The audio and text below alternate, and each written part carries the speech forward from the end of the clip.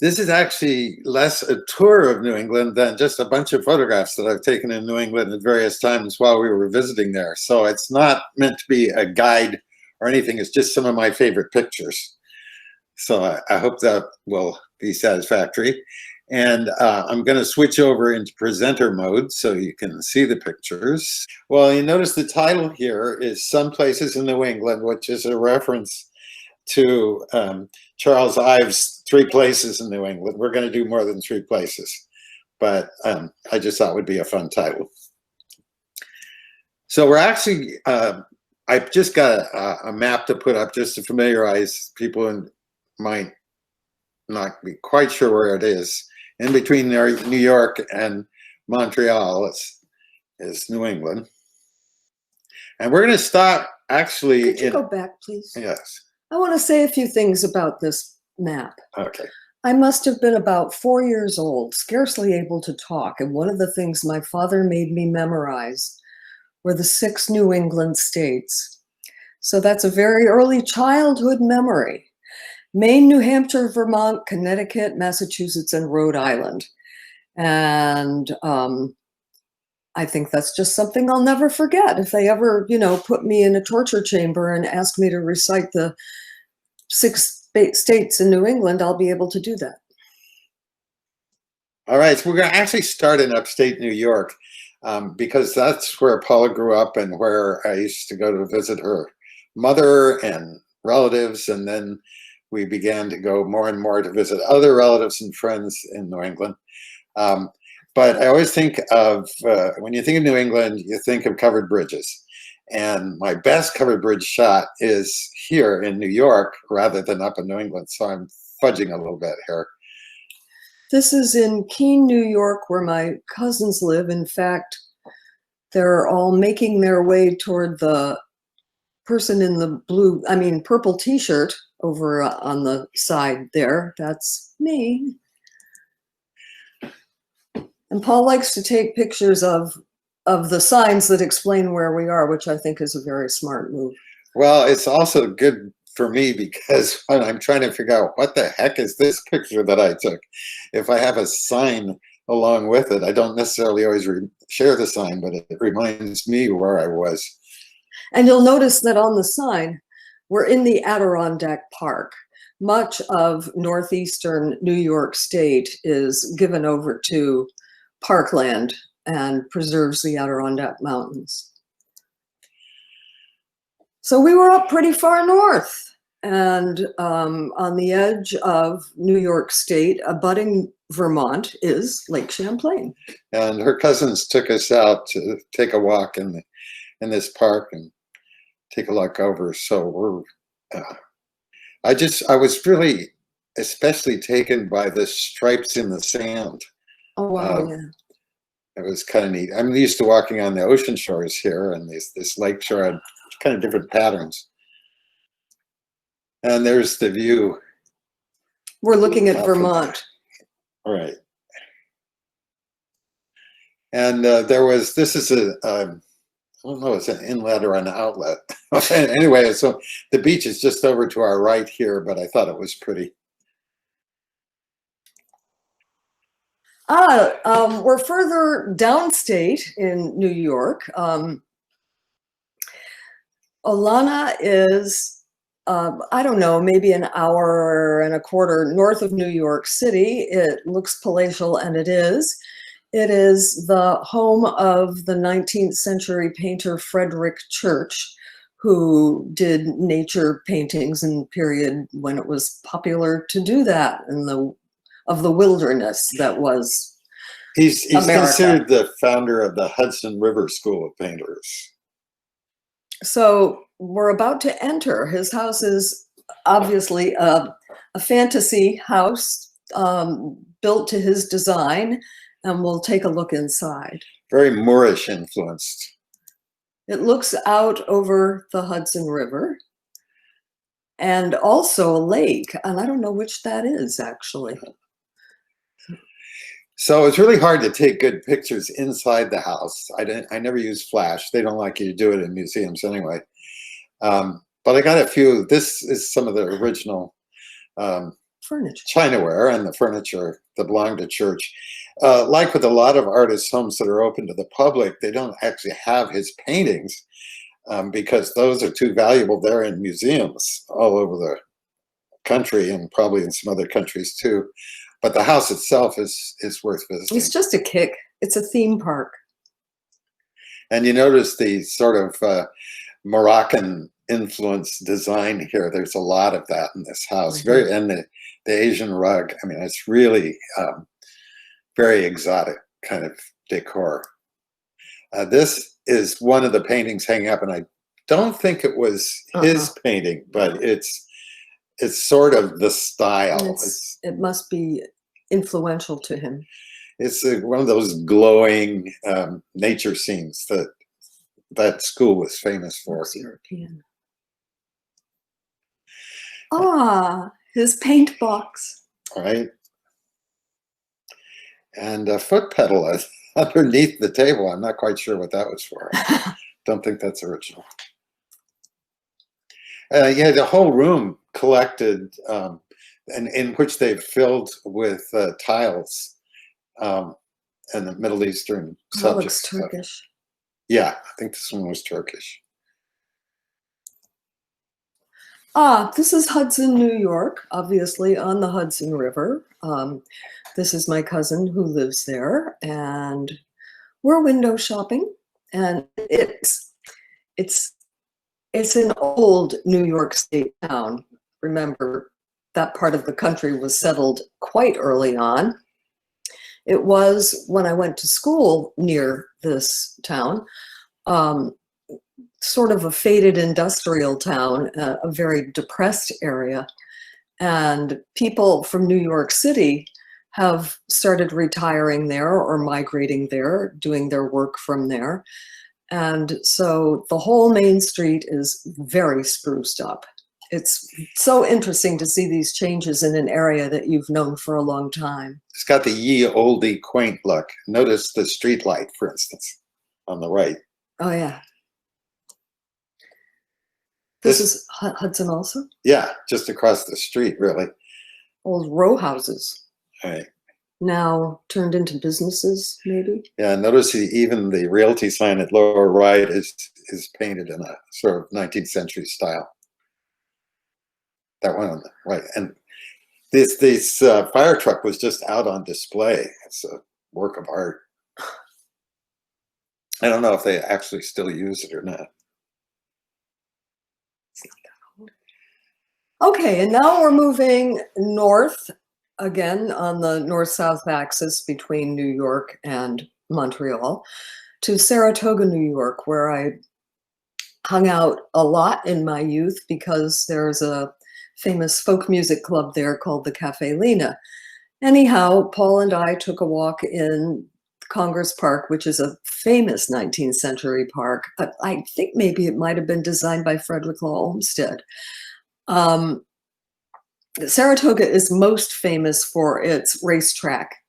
And in the summertime, it would swell much the way Winslow does, with people visiting and staying in its grand hotel and hanging out in its park and going to the races.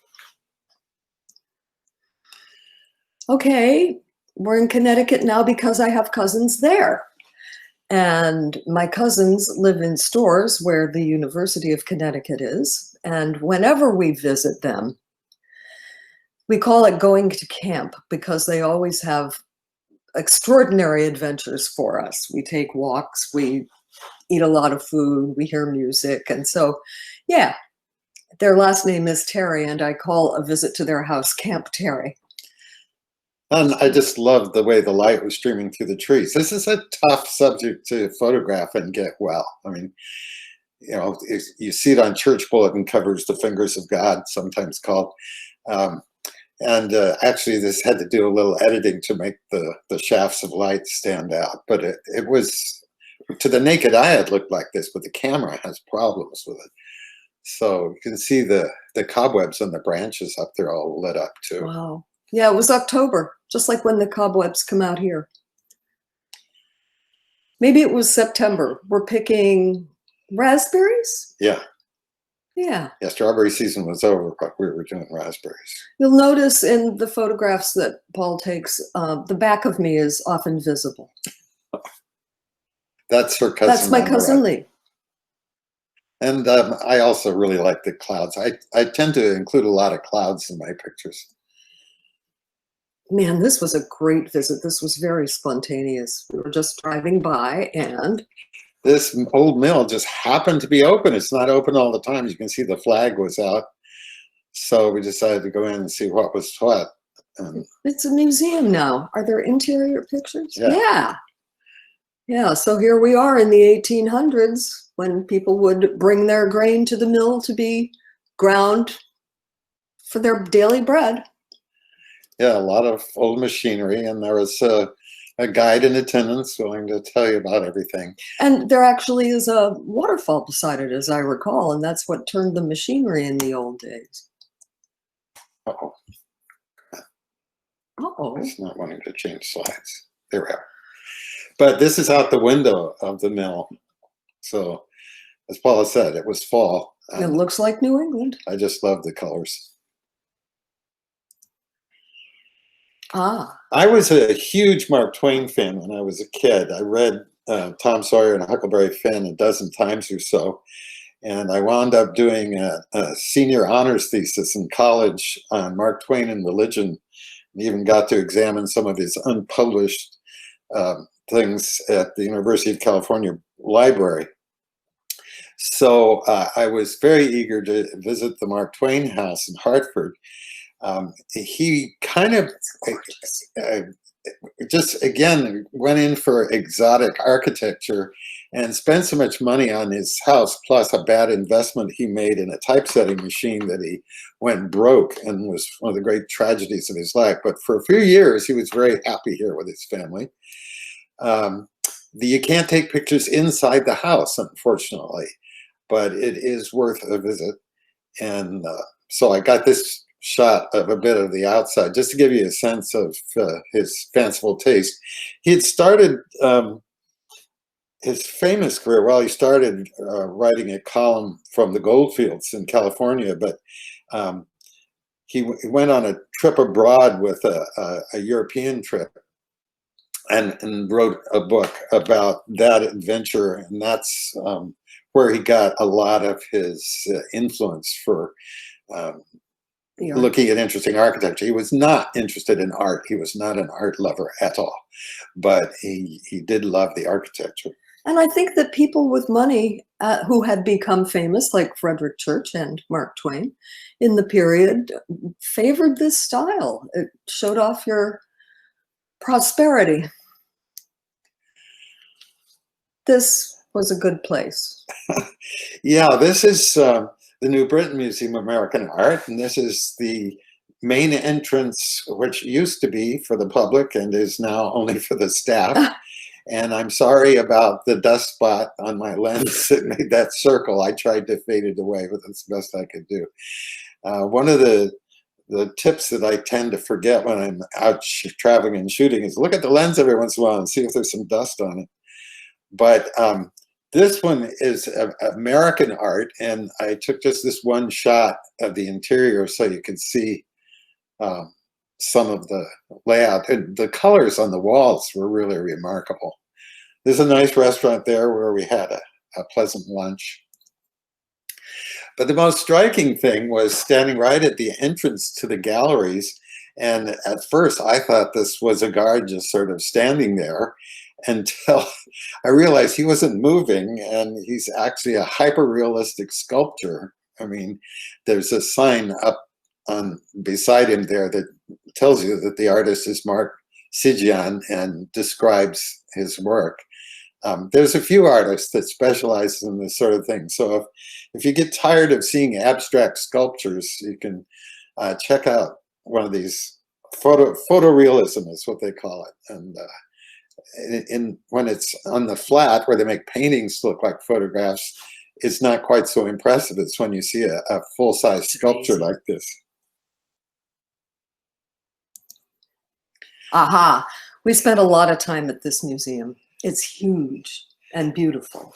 This Mashatunka Pequots almost entirely died out. I think there was maybe one member left at one point, but they did manage to hang on to their reservation and eventually build a casino.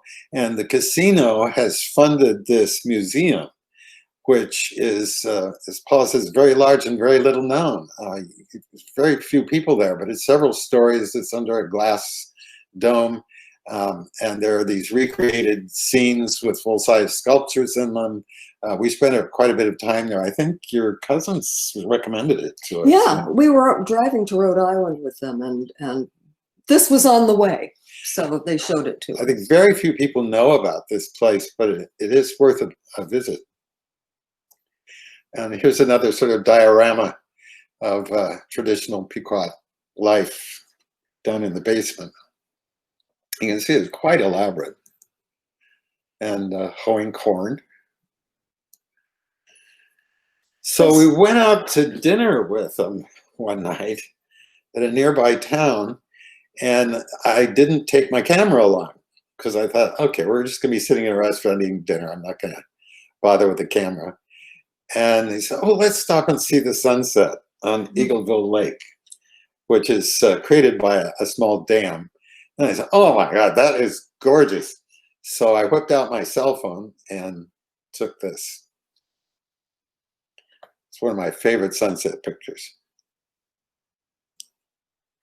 On to Rhode Island, where we have a couple of very good friends, and that's Ned and Alice surrounding me, facing you for once. And as soon as we arrived, they took us for a lobster dinner right next to this beach, and this records the moment. Yeah, they wanted to know what I was interested in. I said, I gotta have fresh lobster. Oh, and then they called back and said, we want to know if you want white collar lobster or blue collar lobster. And we chose blue, and they took us to this place that we don't have a picture of. Yes, we do. Ah. So the sun was setting here after we'd eaten our dinner and made a little walk on the beach. And I was very struck by the sky where the clouds up at top look sort of like midday with bright sun shining on them. And then as you get down further on the horizon, it turned a little golden yellow. And then there's a smidgen of pink right in between a couple of those houses. So it almost like time travel in a single photograph. This is a view from the inside of a pub in Bristol, Rhode Island, where we ate. Historic tavern. And right. I don't know if any of you know about the Ars Poetica series. It's a project on Kitsap, but it's now home in Bainbridge. And people submit poems, and poems to be illustrated. And then the selected poems that win in the competition, they reach out to artists, and they used to be painters and sculptors and stuff, but it's gotten hooked up with Photo Club now. And so this year, the exhibit was supposed to be this July, and they were going to show the photographs along with their poems. And this was the photograph that I submitted to go along with, I don't remember the contents of the poem. Sue Hyland is in charge of this whole thing. She's well known at the Senior Center. Poet too. No, she was the poet for the previous year. This was somebody else. Anyway, it was canceled, of course, because of the virus breakout. And I just got notice yesterday that they're going to try to do it this year online. So I'm waiting to hear from Sue. So you may have another chance to see this photograph after I worked on it a little more, warmed it up a little better. It looks kind of coldish here, but. It's really a quintessential view from a shoreline window in all the little towns that there are along the coast. We took not so little boat to Block Island, which is off of Providence. And it's a daily excursion. People go to Block Island to stay for long times. People own property on Block Island. Some people live on Block Island. In fact, on the ferry, we met someone who did live there part of the year. So this is the boat that got us there. and you'll see some more shots of Block Island. We got there a little late in the day because we missed the earlier boat. But I was interested in Block Island partly because many years ago, when I was teaching college, a student told a group of us about an experience she'd had being a waitress on Block Island, where she had taken a lobster to a table and carrying a typical waitress style up with her hand flat and the lobster up by her head. The lobster claw caught in her hair, and she set the platter down on the table only to find there was no lobster on it, and there was this lobster hanging off her head. And the people were outraged and insisted they were not going to eat that lobster, and told her to go back to the kitchen and get them another lobster. So she went back, untangled the lobster from her hair, put it back on the plate, and gave it to him again. I don't know if we were near the historic restaurant where that happened. But anyway, we didn't have time to take a long walk, so we took a short loop around, which was very nice. It was kind of chilly, actually, but it was very pleasant. And you could notice the gray shingles both in the previous picture and in this one. It's, you know, what happens when you don't finish your New England house is it goes gray. But this is what you see from the water, and it's, you know, where the tourists mostly hang out. It's right down there. But there's another hotel further along where we walked by on our walk on the way back to the town, and I was very struck by the clouds and the sort of triangle shape that it made with the triangle shape of the hotel and the people dining out on the lawn. I thought I made a nice picture. And now that we've shown a couple images of these gigantic hotels, you can imagine how people appreciated them and, of course, flocked to them if they could. They weren't cheap. Before there were luxury resorts, there were these places where, you know, you could stay in the attic and be really hot at night. But that was where people went for their vacations. So you can see it was a bit windy down by the shore. There were these rose bushes along there. They were very pretty, but I liked the grass blowing in the wind too. We were way up high on a cliff. There was a trail with stairs going down to the beach. I love those roses. Another white roses, cakes. But this is from up there looking down on the beach, a family. Having a good time. Yeah. All of a sudden, we're in New Hampshire. Well, we're still with our friends from Providence, and they are deeply into the Shaker culture and the history of their area. And so we drove with them north through Massachusetts to Canterbury, New Hampshire, which is right on the edge of Massachusetts. And they took us to this Shaker community that is very well preserved. And it was great to be with such knowledgeable folks because they could tell us a lot about Shaker history.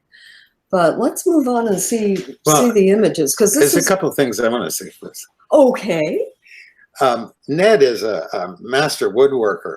And he first got into Shaker stuff through Shaker style furniture, but then he really delved into Shakerism generally. And they've tried to visit every Shaker village still remaining. There are no still living Shakers, but yeah, there are. I thought there was. No, there are. Okay. But at any rate, so we spent quite a while there, and I was interested in this shot as a photograph. Because I liked the tall grass in front and getting the trees overhead and then the village in the distance, of course, some clouds. And this is tricky because not only has extreme, what's called dynamic range from the darkest blacks in the branches and the brightest brights in the clouds, and then trying to have everything is sharp so there's nothing out of focus. So technically, it's a kind of challenging shot, so I'm kind of proud of this one. It's pretty too.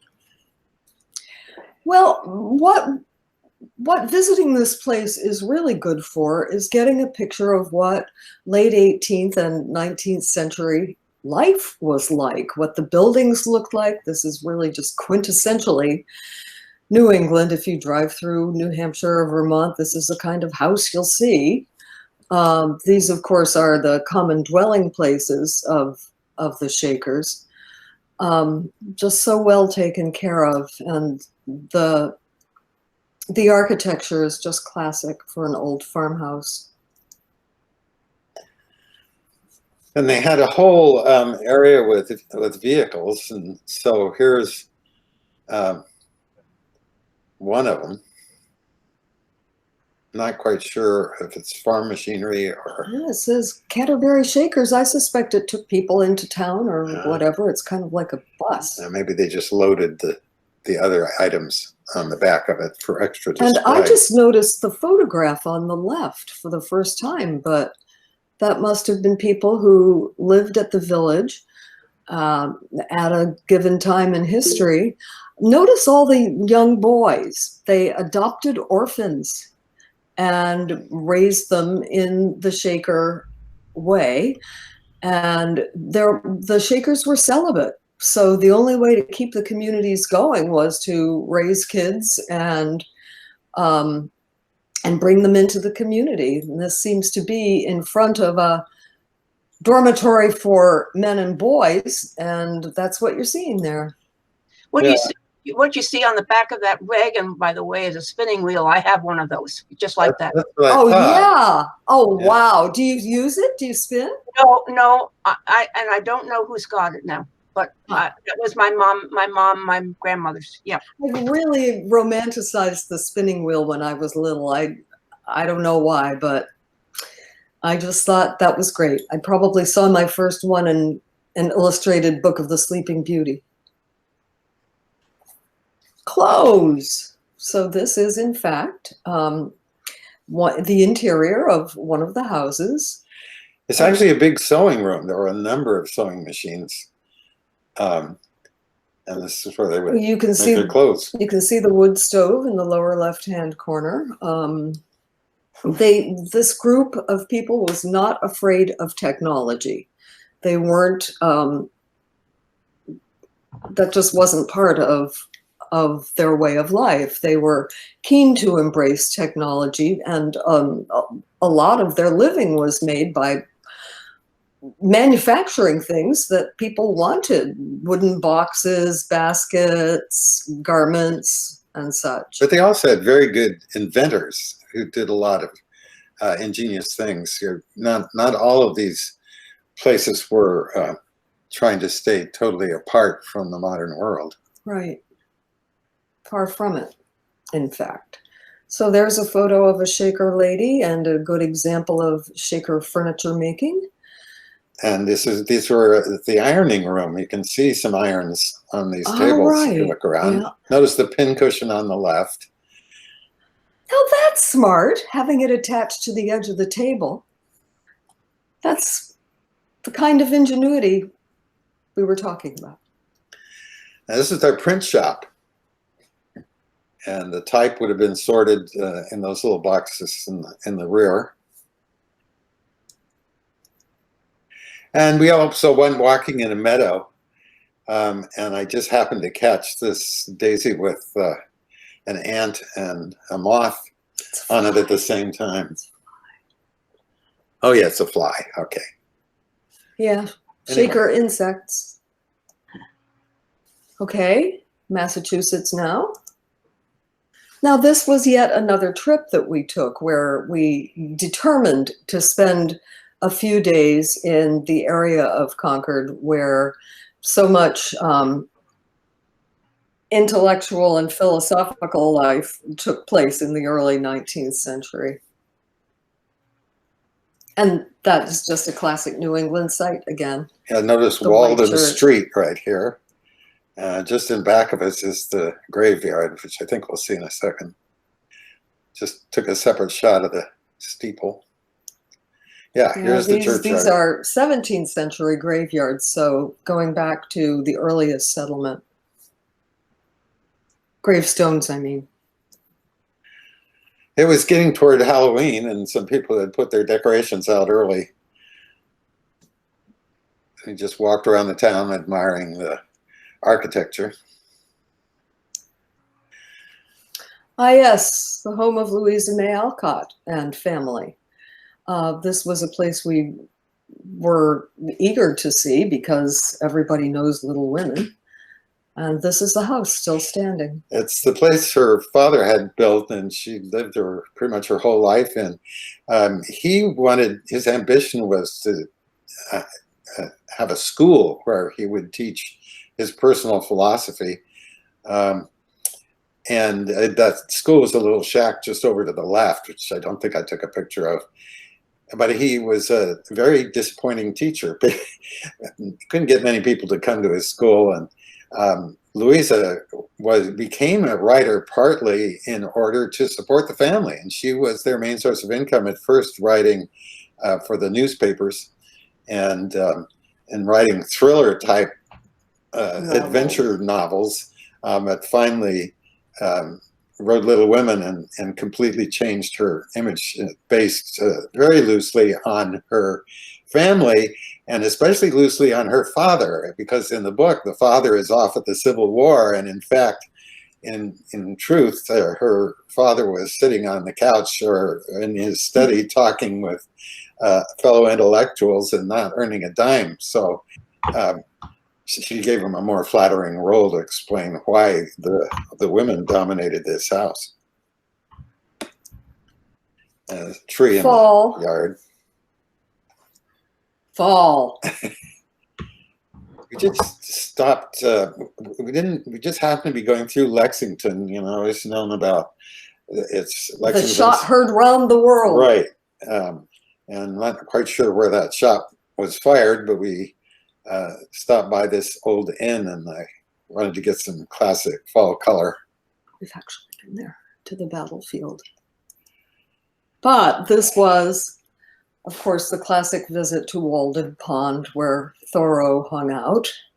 And you can see locals hanging out there too. It used to be sort of a garbage dump. It was bad. And in the 20th century, there was a restoration effort to let the woods grow back up again and clean out the beach. But locals still love to go there and swim and sunbathe and everything. It's not just a literary shrine. But we walked all around the pond. You can see where Thoreau's cabin was. Oh, in fact, that's just what it looks like. And it's pretty well known now that although Walden talked about Thoreau talked about his love for isolation and being all alone in the woods and experiencing nature, that his mother used to visit frequently and bring him food and laundry. Yeah, did his laundry. And yeah, he was not as isolated as Walden Pond makes it seem. Fall. Okay, this is another thing you want to look out on your camera for. Besides looking for dust lenses, smudgy fingerprints. This one down toward the bottom there, but at least the leaves came out nice and sharp. And that's there's Paula doing a jitterbug with Thoreau. This is a local attraction in Massachusetts. We had stayed with friends in Williamstown and were on our way to whatever our next destination was. And they said, you can't miss Shelburne Falls and the Flower Bridge. This is a decommissioned bridge in the village of Shelburne Falls that instead of tearing it down, they made it into a footbridge with fantastic garden. That's the view from the bridge up the river. Aha, right. But this is the other Shelburne, right? Massamoka? It's not in Shelburne. I thought it was. I can't remember. Well, the Massachusetts Museum of Contemporary Art. One of those little old towns. I'm sorry, the name just won't be with me. It's in the northwestern corner of the state of Massachusetts. This is a huge factory complex which stood empty for many years and has been turned into a modern art museum. And it's the main thing going on in the town. This was the work of a Chinese artist who collected leftover junk from the Olympics in Beijing and made them into a pair of phoenixes. And of course, the phoenix is the bird that is destroyed on its nest and then is reborn. So it's very symbolic of recycling. And Paula's in the picture there partly to show the scale. These things were enormous. They were shown only in 2 places, in New York after this, and but at first in Massachusetts at this museum. Whatever town it was a very prosperous mill town. That's what kept Massachusetts going in the 19th century. It all tied in with the slave trade. We won't go there. But they probably made fabrics or other items that people needed. And all of these towns went through a terrible depression before some restoration efforts began to be made. Here we are in Vermont. And this is Shelburne. There's Shelburne there too. Right. Yeah, I knew there was a Shelburne.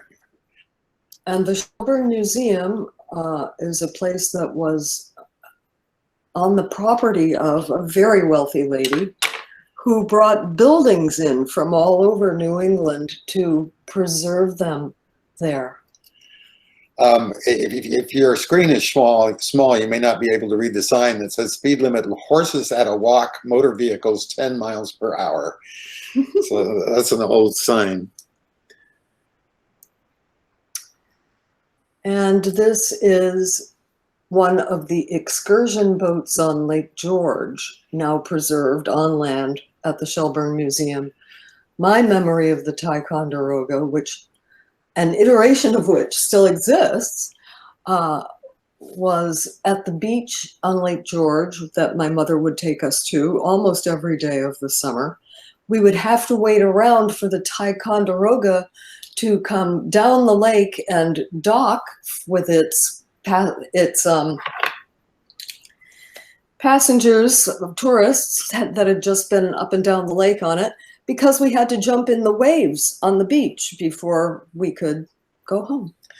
We're going to have to move along a little faster because we used up a lot of time with that down. And one of the collections is carousel memorabilia in a round building. There are just a bunch of sort of historic old buildings. Each building has a different collection in it. But that's all from the Shelburne Museum. And this is our sole picture from Brattleboro. Isn't that sad? We don't even have Aunt Gladys's house, which still stands. Well, unfortunately, there were a lot of ugly trucks and cars parked in front of it, so it didn't make a good picture. But we were at a restaurant, and I noticed this scene out the window, so I ran outside and took the picture. But some of you may know, this is the guy who was the director of Zahn Easties, who ran Bainbridge Arts and Humanities for a few years. This is where he lives now. That's his barn. And finally, Maine. So we went to Acadia National Park, which is one of the earliest national parks. And it's really extraordinary. And one of the things about it is its paths are not dusty foot trails, but paved horse carriage trails. Carriage trails for 2 carriages to pass each other. And this building is part of the park. You can see the letter A on the shutter. I'm not exactly sure what its purpose was. Unfortunately, we got there on a sort of overcast and even drippy day. So we didn't stay a terribly long time, but I got at least some nice splashy waves and stuff, and a gull. And a pond nearby. That's a little fall color. I really like the rocks receding off in the distance there. And that's fresh water too, I think. Yeah. Hey, what do you know? There's Paula sitting on the rock.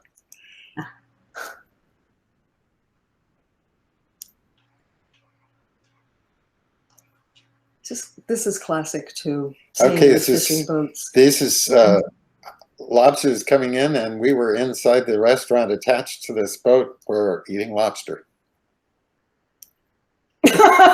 And that's me posing as a lobster. And you can see what the weather was like that That's day. me posing as an old lighthouse keeper. Look at the direction the flag is flying and what Paula's doing with her hood there. It was a stiff wind, but the rocks were really amazing. I by the love house. rocks like that. Oh, thank you so much for Pemaquid. That's my You're favorite place welcome, in the Sheila. world. Oh my goodness, that's where I saw my first whales, and my son saw his first whales there. Oh yeah, love Pemaquid Point. And an old harbor too, Oak Harbor. I mean, the new harbor where you eat there. Exactly, I ate there too. That's great. Okay, just a minute. My screen just froze for a second. Let's go back. Rock. I only took this one shot in Portland, but I love the weather vane at the top of the city hall. Yeah. And this is Rockport. Picturesque as all get out. Now, this is history. That girl on the left is me at age 18, sitting on the rocks, looking out in Rockport, Maine. And on the right is me at like 58, I guess, 68. Yeah, me at 68 in the same spot. Photographer was a different husband at that time. The first photographer was my father. Oh, was it? Okay. All right. Okay, and everybody thinks of autumn color in New England, so I'm just going to give you, I'm not going to identify where these are. I don't even know in some cases. We'll just do a quick glimpse of some of my favorite fall foliage colors.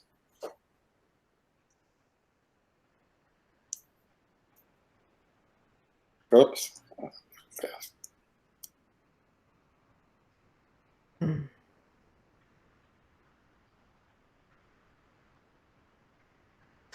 That's Zon's yard again. Vermont. That's it.